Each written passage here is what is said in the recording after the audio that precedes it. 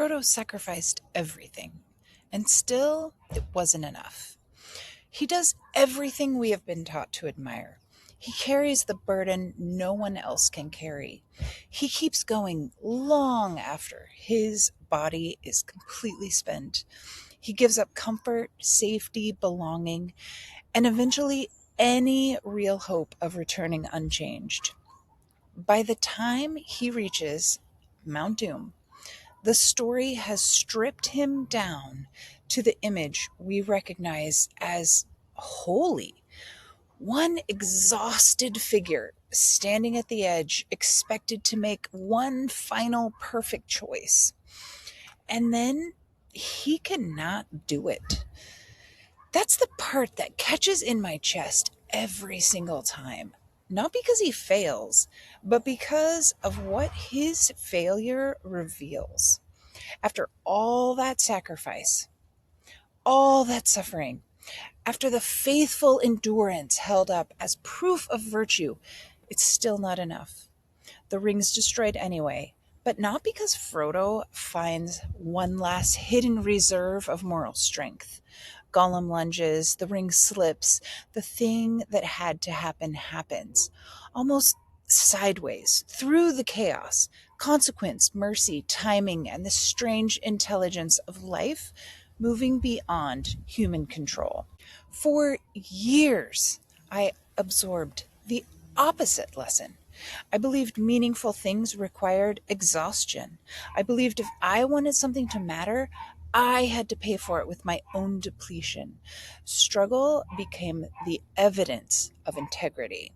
If something was hard, I assumed the answer was more surrender, more endurance, more willingness to be consumed. If the outcome failed, some part of me believed that it meant I had not sacrificed enough. But Frodo reaches the very edge of sacrifice, and he still cannot complete the task. The story itself quietly betrays the doctrine of martyrdom. His willingness mattered, his participation mattered, his long walk mattered, but the final movement did not come from destroying himself. It came through a force larger than effort, larger than virtue, larger than the lonely human fantasy that everything depends on our capacity to keep suffering correctly. Grace was not the prize at the end of sacrifice. Grace was part of the mechanism all along. And once I saw, a different question opened inside of me. If grace is already part of how things are completed, why are we building a life around depletion? I still believe in showing up. I still believe in caring deeply. I still believe that there are long roads worth taking, heavy things that must be carried for a time. But I no longer want to confuse devotion with disappearance. And I no longer want to offer myself as payment for outcomes that may have never required my destruction. Maybe life isn't asking me to crawl to the brink before help can arrive.